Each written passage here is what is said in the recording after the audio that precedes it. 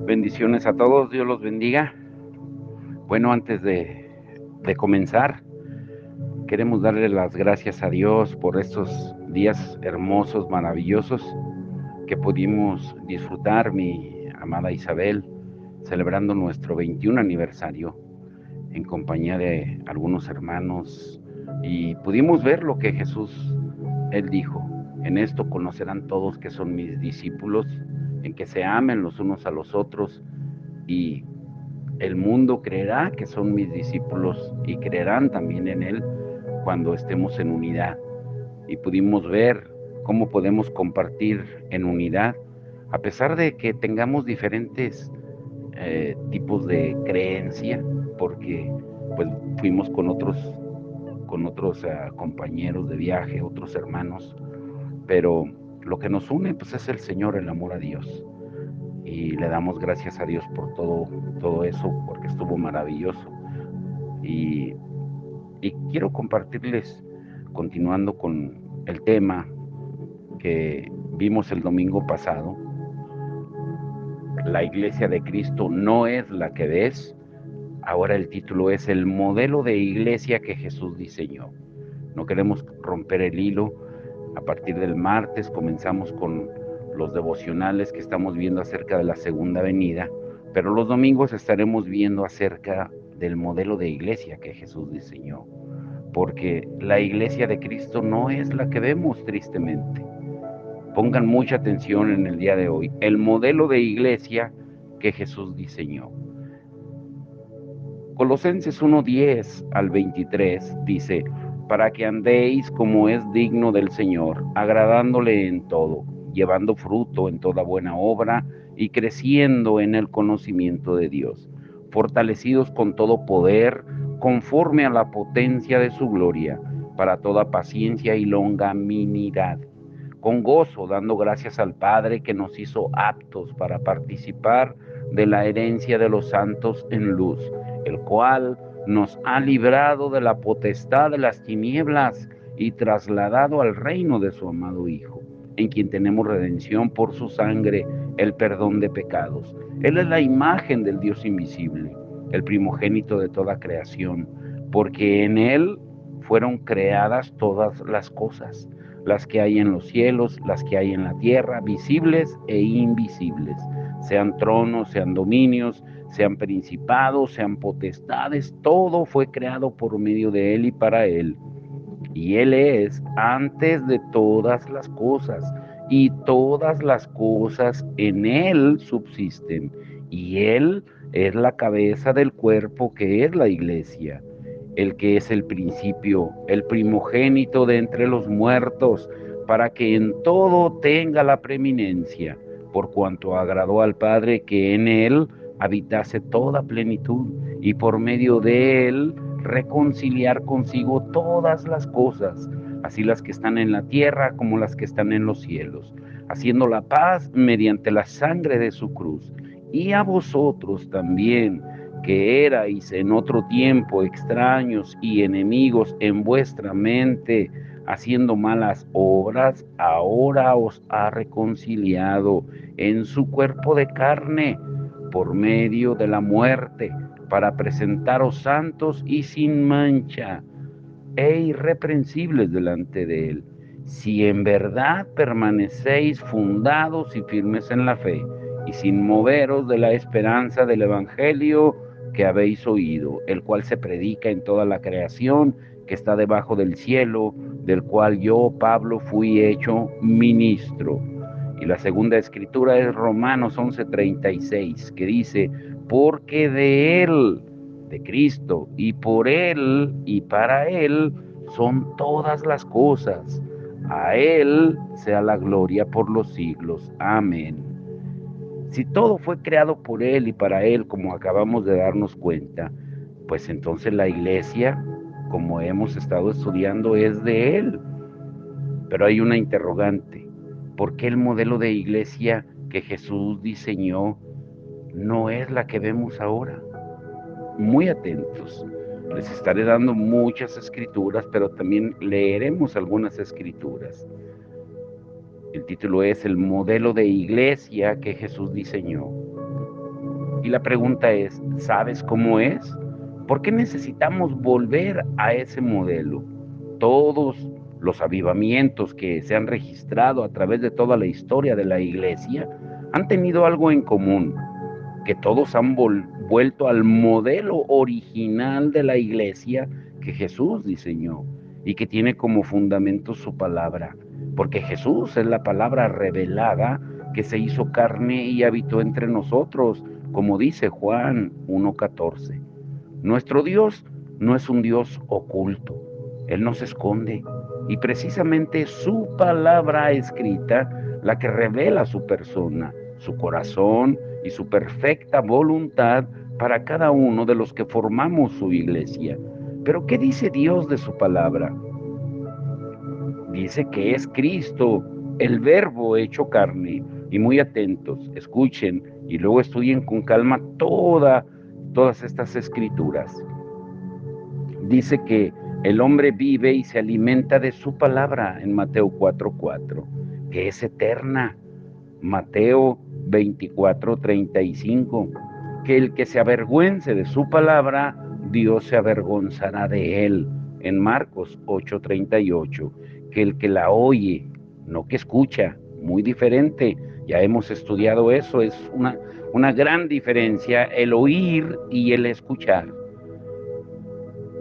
Dice que el que la oye y la cree tiene vida eterna. Juan 5:24. Que si permanecemos en ella, seremos verdaderamente sus discípulos. Juan 8:31. Que el que guarde su palabra nunca verá la muerte. Juan 8:51. Que la palabra Jesús, Él es la palabra hecha carne, nos va a juzgar en el día postrero. En Juan 12:48. Que hay que usarla bien para estar aprobado por Dios.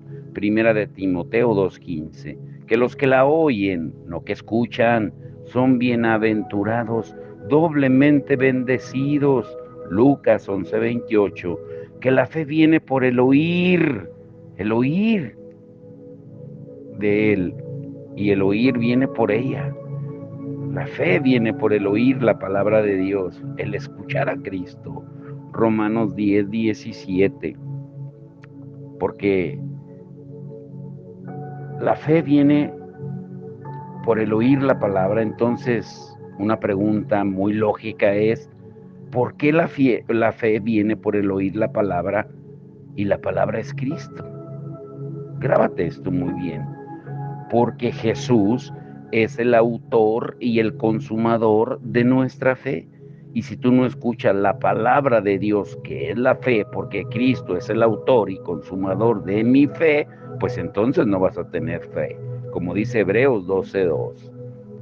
Y también la palabra es la espada del Espíritu, Efesios 6:17, que la palabra penetra en espíritu, alma y cuerpo, Hebreos 4:12, que la gran comisión se trata de predicar la palabra a Jesús, Mateo 28:19-20, que la palabra Jesús nos enseña, instruye y nos prepara para toda buena obra, segunda de Timoteo 3:16 y 17.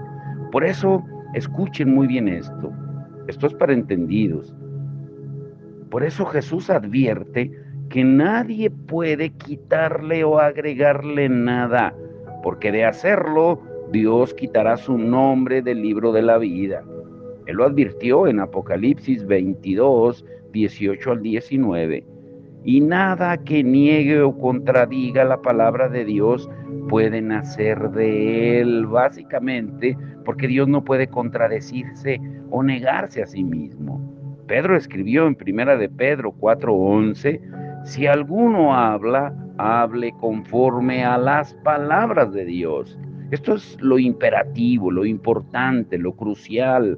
Necesitamos volver a la palabra, a Jesús, volver al diseño original, volver a casa, volver a Él. Pero la pregunta es, ¿por qué la iglesia hoy en día no reproduce el modelo de Jesús?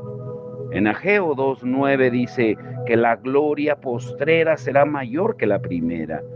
Y entonces, ¿cómo es que estamos tan lejos de comprender a qué se refiere Dios cuando dice esto? ¿Cuál es el propósito eterno de Dios para que esto se cumpla?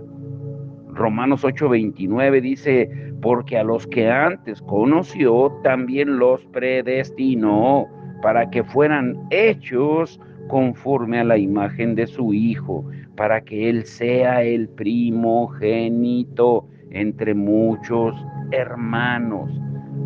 Muy atentos entonces. Si Jesús es el modelo puesto por Dios, pues entonces cada uno debemos de reflejar ese modelo. Jesús es el modelo puesto por Dios, el de los apóstoles, el de la iglesia primitiva. Ahora hay una palabra clave aquí en Romanos 8:29 que acabamos de leer, y es hechos, conforme de acuerdo a la imagen de Jesús. Ahora, escucha esto. ¿Sabían ustedes que Dios no restaura vidas? Escúchalo bien, para que no suene contradictorio, sino que hace nuevas todas las cosas, como Pablo lo dice en 2 Corintios 5:17, que dice, de modo que si alguno está en Cristo, nueva criatura es. Las cosas viejas pasaron y todas son hechas nuevas. No dice restauradas. Por eso necesitamos nacer de nuevo. Dios no restaura la carne, la sacrifica en la cruz, la hace morir. En la Biblia jamás encontramos una oración confesional de repite conmigo y recibe a Cristo en tu corazón. No, Juan 1:12 no se refiere a esto cuando dice que todos los que le recibieron fueron, les fue dada la potestad de ser llamados hijos de Dios. No se refiere a eso. En ninguna parte encontramos a los discípulos, a los apóstoles o a la gente siendo invitados a recibir a Jesús en sus corazones, como alguien que venía a restaurar sus vidas pasadas, como se le promete hoy a la gente con un evangelio motivacional de psicología, sino que fueron invitados a tomar su cruz y a morir. Y Jesús lo dijo muy claro en Lucas 9:23 al 24, que nos negáramos a nosotros mismos, tomáramos la cruz para nacer de nuevo. Ellos sabían y estaban convencidos de que Jesús se había dado a conocer en sus vidas para hacer todas las cosas nuevas. Comprendieron que Jesús había venido a establecer un reino y que amarlo significa seguirlo, renunciando a todo, como Él lo dijo en Mateo 10:37 al 39. El que ama a padre o a madre más que a mí, no es digno de mí. El que ama a hijo o a hija más que a mí, no es digno de mí. El que no toma su cruz y sigue en pos de mí, no es digno de mí. El que haya su vida la perderá, y el que la pierda por mi causa, la hallará. Este es un punto en el que debemos recapacitar y entender por qué la iglesia no está reproduciendo el modelo del diseño original de la iglesia que Cristo formó. Pero ¿cuáles son los motivos de ese problema? Escúchenlo bien. Número 1, que se está sembrando una semilla que no puede dar fruto. ¿A qué se refiere? En el capítulo 4 del libro o el Evangelio de Marcos, Jesús enseña a través de una parábola acerca de un sembrador que salió a sembrar, donde la semilla representa la palabra y cayó en 4 lugares diferentes. Pero la única que dio fruto fue aquella que cayó en buena tierra, dando fruto al 30, 60 y al 100 por uno. Y también en Mateo 13, Jesús dice que el reino de Dios es semejante a una red que cuando es echada en el mar, recoge todo tipo de peces. Y cuando está llena, los pescadores la sacan a la orilla, recogen lo bueno en cestas y lo malo es echado fuera. Y dijo Jesús en Mateo 13, 47 al 50, Asimismo, el reino de los cielos es semejante a una red que echada en el mar recoge toda clase de peces. Y una vez llena, la sacan a la orilla y sentados recogen lo bueno en cestas y lo malo echan fuera. Así será al fin del siglo. Saldrán los ángeles y apartarán a los malos de entre los justos y los echarán en el horno de fuego. Ahí será el lloro y el crujir de dientes. Y en el capítulo 7 de Mateo, como parte del Sermón del Monte, Jesús enseña que hay árboles buenos y árboles malos, que el buen árbol da buenos frutos, pero el árbol malo da frutos malos. Y no solo eso, sino que el árbol que no da buenos frutos es echado en el fuego. Él lo dijo en Mateo 7:19. Ahora muy atentos aquí, muy atentos, porque después de que Jesús dice eso, nos dice unas palabras que deben de producir temor de Dios en nosotros. ¿Y cuáles son? Mateo 7:22 al 23. Y él dijo: en aquel día muchos me dirán: Señor, Señor, ¿no profetizamos en tu nombre? Y en tu nombre echamos fuera demonios, y en tu nombre hicimos muchos milagros. Y entonces el Señor les declarará: nunca os conocí, apartaos de mí, hacedores de maldad. Jesús les estaba diciendo: apártense de mí, ustedes que dicen ser mis discípulos y sin embargo viven como si nunca les hubiera dado una ley para obedecer. Aquí se refiere a pastores, apóstoles, profetas, líderes, ministros, evangelistas, que en el día de su encuentro cara a cara con Él, le dirán que hicieron mucho en su nombre. Pero ¿por qué dice que nunca los conoció? Porque, muy atentos aquí, porque lo más importante no es que trabajemos mucho en su nombre, no es que lo conozcamos a Él, sino que Él nos conozca a nosotros. Si el Señor no tiene nuestro corazón, no tiene nada. Y también queda claro que todo servicio a Dios, por más prolongado que sea a lo largo de nuestra vida, y aunque esté acompañado de señales de poder, no cuenta si Dios no es el dueño de nuestra vida. Puede ser de grande bendición para mucha gente, incluso estar frente a multitudes, pero para Dios nada de eso cuenta si nuestras vidas no le pertenecen a Cristo. Y Jesús lo enseña claro en Mateo 7:21, cuando dice: no todo el que me dice Señor, Señor, entrará en el reino de los cielos, sino el que hace la voluntad de mi Padre que está en los cielos. Entonces, ¿quiénes son los que van a heredar el reino de los cielos? Pues son los que, renunciando a sus propias vidas, viven para hacer la voluntad del Padre. Vivimos tiempos en que gran parte de la iglesia predica acerca de un tipo de fe que intenta poner a Dios a nuestro servicio, en lugar de ponernos nosotros al servicio de Dios. Y se trata de una fe de ilusiones que solo conduce, o sea, lleva a la gente a un aparente bienestar momentáneo o a un positivismo pasajero. Dios te dice que te va a bendecir, Dios te dice que te va a prosperar. Solo declara, solo decreta, confiésalo, recíbelo. O sea, predican una semilla que no da fruto, que no puede dar fruto, porque no es la palabra de Dios, que no dice la verdad y que no nos alinea con Dios. Al contrario, lleva un camino de muerte. Necesitamos volver al modelo de iglesia de Jesús. Se están sembrando semillas de plástico. ¿Qué quiere decir esto? Que por mucho que la riegues, por mucho que la abones y tengas todos los cuidados necesarios para que germine, Es imposible que eso ocurra porque no hay vida en esa semilla de plástico y si no tiene vida, pues mucho menos tendrá fruto. Prácticamente lo que Jesús dice en Mateo 7, 21, 23, que leímos, parafraseando es, no se equivoquen, si el evangelio que predican y siguen me coloca a mí como su servidor, pues entonces tomaron el camino equivocado. Esa no es la iglesia que yo diseñé. Ustedes buscan primero las añadiduras que a mí.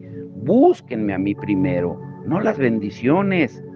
Queda claro que lo más importante y urgente es que la verdad sea revelada para impedir que la gente hoy en día se encuentre con la muerte eterna, y no solo la muerte eterna, sino el infierno.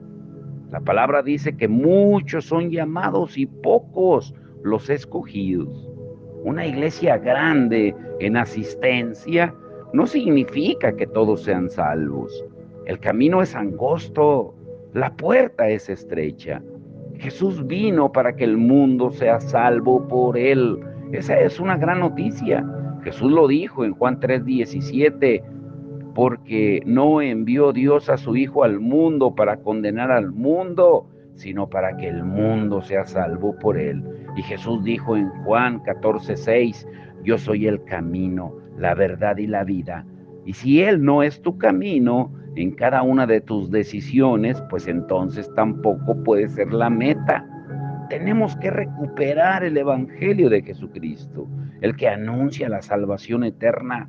Jesús ya dio el poder a su iglesia para que lo haga, pero a su manera de Él, no a la nuestra. Ahora, aquí viene la sustancia del mensaje. Muy atentos. ¿Cuál crees tú que es el gran problema? Lo que más obstaculiza que la iglesia que Dios diseñó cumpla su propósito para lo que fue creada. Te lo diré otra vez. ¿Cuál crees tú que es el gran problema? Lo que más obstaculiza que la iglesia que Dios diseñó cumpla su propósito para lo que fue creada. Pues es obvio, por el deseo de realización personal, por un evangelio de prosperidad, de glorificar al hombre y no a Cristo, un evangelio enfocado en lo que el hombre quiere, pero no en lo que Dios dice, prometiendo todo a la gente sin arrepentimiento. Vengan por su milagro. Dios tiene una palabra para ti. Dios quiere bendecirte. Dios quiere liberarte. Dios quiere sanarte. Y claro que lo puede hacer todo eso. Pero primero es el arrepentimiento, nacer de nuevo, que Cristo sea glorificado, no nosotros, ni los predicadores que ahora, parecen Superman. Ahora, con esta historia me vas a entender tal vez un poco mejor. En cierta ocasión, una discípula de la Madre Teresa de Calcuta, para los que no saben, ella fue una monja que se dedicó a los leprosos de Calcuta, en la India. Y una vez, una discípula que siempre andaba con ella le dijo que su mayor deseo era servir entre los enfermos de lepra y que sin duda esa era su vocación. Al haberla escuchado hoy en día, cualquiera de nosotros, la hubiéramos felicitado por eso. ¡Ay, qué vocación, qué amor! Pero ¿saben cuál fue la respuesta de la Madre Teresa de Calcuta? ¿Qué le dijo? En primer lugar, que se le quedó viendo, como analizándole su corazón, no solo la apariencia, y le dijo, mira, te equivocas por una sola cosa, y es que la única vocación para un hijo de Dios es pertenecerle a Él. La vocación no son los leprosos, sino Cristo. Imagínense. O sea, morir a uno mismo incluye todo: deseos, bienes materiales, ambiciones personales, proyectos de vida, sueños, todo. Fue Jesús quien dijo que el reino de los cielos es semejante a un tesoro escondido en un campo, el cual un hombre lo halla y lo esconde de nuevo y gozoso, por eso va y vende todo lo que tiene y compra aquel campo. Está en Mateo 13:44. Pero continúa diciendo en los versos 45 y 46 de Mateo 13, también el reino de los cielos es semejante a un mercader que busca buenas perlas y habiendo hallado una perla preciosa, fue y vendió todo lo que tenía y la compró. Estos dos ejemplos muestran que estas personas entendieron que no tendrían el tesoro si antes no vendían primero todo lo que tenían. Ahora es importante recordar que Jesús fue el primero que dejó todo por amor, convirtiéndose así en una perla de gran precio. Si no dejamos todo para buscarlo a Él, pues entonces seguimos siendo nosotros la perla de gran precio y no Él. ¿Sabe quién entendió muy bien esto y luego lo compartió con la iglesia? Fue Pablo. Lo entendió también que le dice a los filipenses, en Filipenses 3:7 al 8, pero cuantas cosas eran para mí ganancia, las he estimado como pérdida por amor de Cristo. Y ciertamente aún estimo todas las cosas como pérdida por la excelencia del conocimiento de Cristo Jesús, mi Señor, por amor del cual lo he perdido todo y lo tengo por basura para ganar a Cristo. Uy, esto está poderoso. Cada cita, cada pasaje de la Biblia nos da a entender que el reino de Dios es tan, pero tan valioso que perder todo en este mundo para obtenerlo es un intercambio glorioso. Como lo dice en Mateo 13, que cuando el hombre encuentra el tesoro le produce tal gozo que vende todo lo que tiene con el único objetivo de obtenerlo. La palabra de Dios nos ilumina para entender que lo que nos llena de gozo, lo que nos satisface completamente, no son los regalos de Dios como hoy se le enseña a la gente, sino Cristo mismo y la gloria de su nombre, que el tesoro por el cual vale la pena perder todo es Cristo mismo. Y escucha muy bien esto, si nunca fuiste a Cristo viéndolo como tu tesoro de tu vida, pues entonces nunca fuiste a Él. Pablo lo dice mejor en Filipenses 1:21. Para mí, el vivir es Cristo y el morir es ganancia. El mismo Jesús, al anunciar su muerte, dijo en Mateo 16:25, porque todo el que quiera salvar su vida la perderá, y todo el que pierda su vida por causa de mí la hallará. Ahora te pregunto directamente, si supieras que seguir a Cristo podría costarte la vida, ¿lo seguirías? Frente a la cruz es imposible permanecer indiferente, porque la decisión que tomemos sobre ella decidirá nuestro futuro eterno. Se trata de vida o de muerte, de salvación o condenación eterna. Pablo decía en Gálatas 2:20, ya no vivo yo, Cristo vive en mí. Si vivo para Él, vivo para Él, y si muero, muero para Él. Pablo lo dice también en Romanos 14:8. La palabra de Dios siempre nos deja claro que hay solo dos reinos, el de la luz, si decides vivir para Dios, o el de las tinieblas, si decides vivir para ti mismo. Y te pregunto, ¿qué decides? ¿Qué modelo de iglesia quieres seguir? En el Evangelio de Juan, capítulo 6, después del milagro de la multiplicación de los panes y los peces, en el cual Jesús dio de comer a 5,000 hombres, sin contar a mujeres y niños. ¿Qué pasó después? Juan 6:14 dice, aquellos hombres entonces, viendo la señal que Jesús había hecho, dijeron, este verdaderamente es el profeta que había de venir al mundo. Pero, ¿te has preguntado por qué dijeron esto? Bueno, Juan 6:15 dice, pero entendiendo Jesús que iban a venir para hacerle rey, se retiró al monte solo. ¿Por qué querían hacerlo rey? Pues por lo que les daba. Y ese es el mismo espíritu o motivo por el cual las multitudes corren detrás de los predicadores de la prosperidad, porque les ofrecen a la gente un Dios que provee al gusto del cliente. Venga por su milagro, Dios tiene una palabra para usted, Dios le va a restaurar, Dios le va a dar. Y en la forma en la que creemos también, porque les enseñan, decrete, declare, profetice, reciba, eres un campeón, eres una guerrera. De verdad, queremos recibir todo lo bueno de Dios, pero seguir viviendo vidas ocultas, llenas de pecado y sin ningún arrepentimiento. Hoy, por lo mismo, queremos hacerlo rey en las iglesias, pero para nuestra complacencia, al igual que estos hombres de Juan 6, como acabamos de leer. El rey que ellos querían era un rey a su servicio. Y el relato concluye diciendo, pero entendiendo Jesús esto, se retiró en Juan 6:15. El Señor se fue.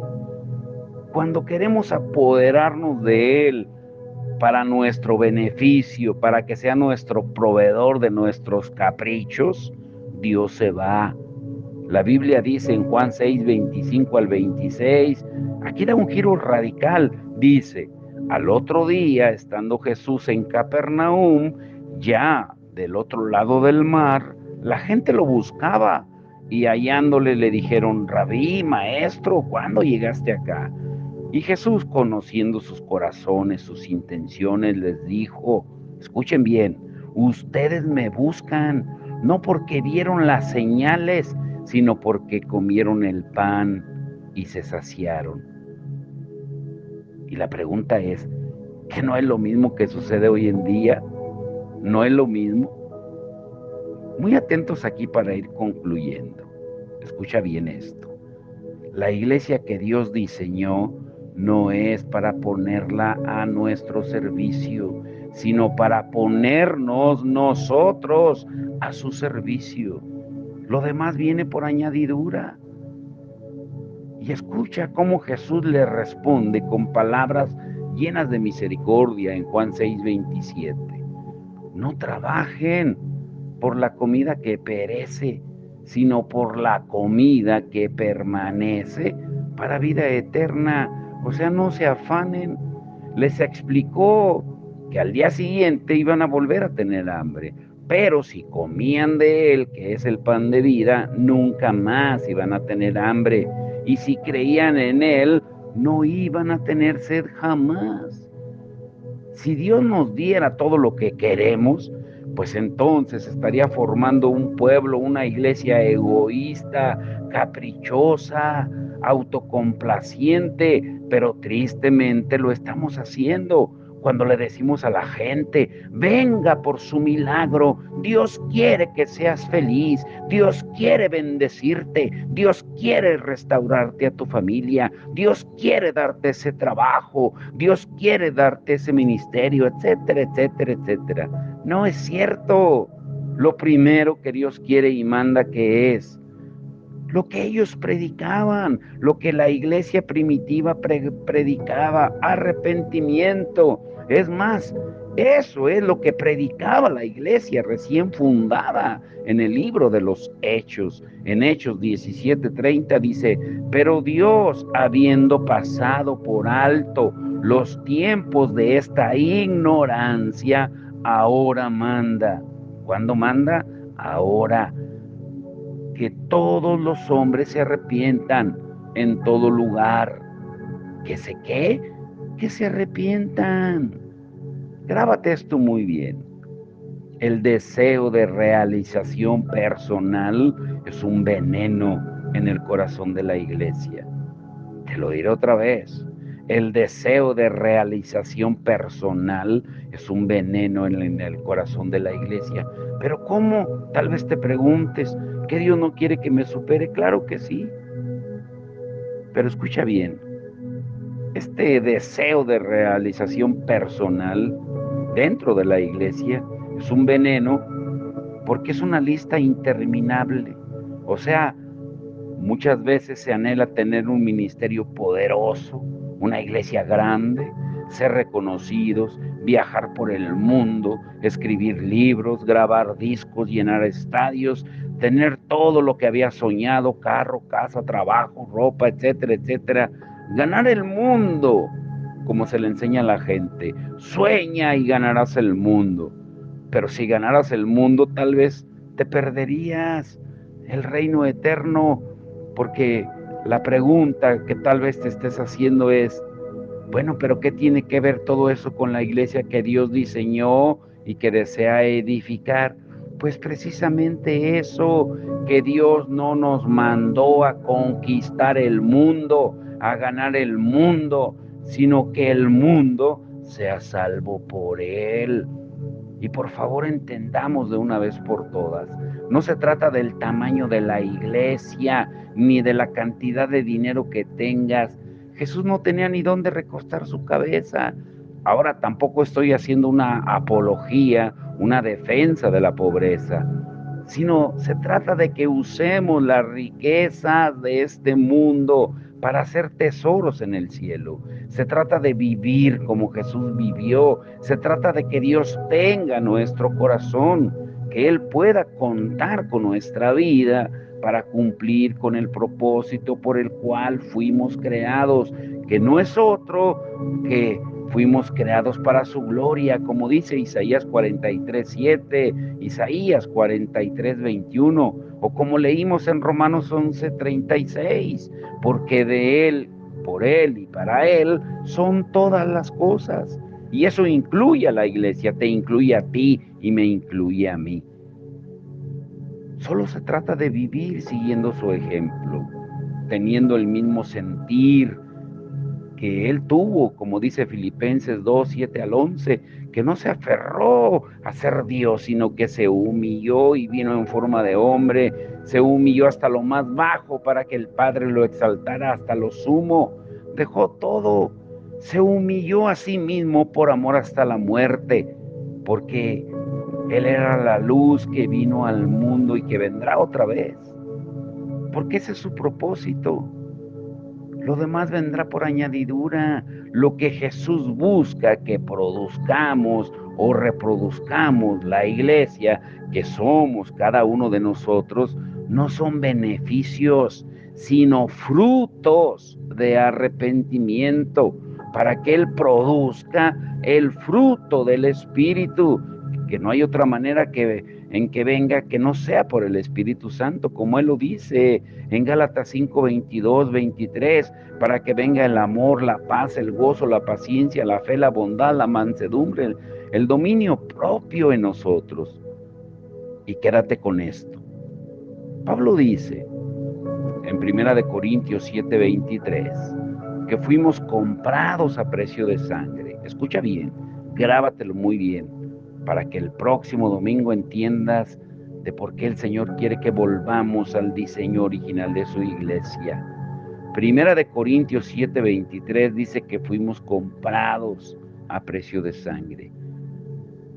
Y si esto es así, pues entonces nuestra vida ya no nos pertenece, porque fuimos comprados, ya tiene dueño y nos compró a un costo altísimo y lo hizo con un solo propósito, para que reflejemos y glorifiquemos a su Hijo amado Jesucristo, como Él lo dice en Romanos 8:29. Y escucha muy bien, hay algo que tiene que cumplirse. Grábate esto, escríbelo, anótalo y medita en esto. Dios no financia el sueño de nadie, solo su sueño. Otra vez, Dios no financia el sueño de nadie, solo su sueño. Quítate la idea de que sueña y ganarás el mundo. Esa es psicología solamente. No es evangelio. El evangelio se trata, como Jesús lo dijo en Lucas 9:23, de tomar la cruz y seguirlo diariamente. Ese es el modelo de iglesia que Jesús diseñó. No se trata de nosotros, se trata de Él. Padre, en el nombre de Jesús te damos toda la gloria, toda la honra. Gracias, Señor, por estos días maravillosos, como decíamos al principio, Señor, de ver a mi amada Isabel feliz, contenta, Señor, después de tantos años que anhelábamos, pero es a tu tiempo, porque es la primera vez que ella y yo nos vamos de vacaciones después de 21 años de matrimonio. Pero tú lo hiciste con un propósito, que estemos más unidos que nunca todavía, Señor. Que caminemos tomando la cruz diariamente y que todo vendrá al tiempo tuyo, no al de nosotros. Porque esto fue tan repentino, pero tan hermoso, tan divino, porque cuando tú lo manejas, cuando tú lo diriges, todo es hermoso. Gracias, Señor, por el compañerismo que pudimos tener con los hermanos que fuimos, Señor, también, porque fue un reflejo de lo que tú buscas de tu iglesia, el amor, como tú lo dijiste en Juan 13:35, y la unidad, como también lo dijiste en la última oración que hiciste al Padre en Juan 17:21, y lo pudimos ver en estos días. Venimos con una paz, Señor. Yo, en lo personal, vengo renovado, me siento cargado de energía espiritual, Señor, para seguir haciendo la obra para lo que viene, porque sabemos de que tú mismo te apartabas también de los discípulos y te ibas solo a un lugar. Señor, es bíblico también apartarnos de vez en cuando para renovar fuerzas y no permitir que el enemigo traiga culpabilidad. Ay, no hicieron servicio el domingo. El servicio no define a la iglesia, sino los frutos, como tú lo dijiste hoy en tu palabra. Por eso tenemos que volver al modelo de iglesia que Jesús diseñó.